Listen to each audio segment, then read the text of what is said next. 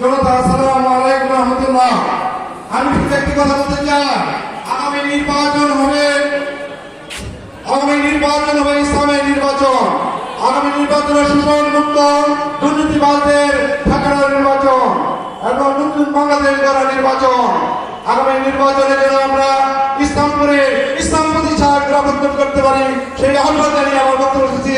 বাংলাদেশ জিন্দাবাদ, বাংলাদেশ জিন্দাবাদ। সবাইকে ধন্যবাদ জানাই। বাংলা জিন্দাবাদ। আসসালামু আলাইকুম রহমতুল্লাহ। ধন্যবাদ। জামালপুর জেলা শাখার সম্মানিত সেক্রেটারি অ্যাডভোকেট আওয়াল হতে আমাদের সম্পূর্ণ বক্তব্য দেওয়ার জন্য অনুরোধ করছি। আলহামদুলিল্লাহ,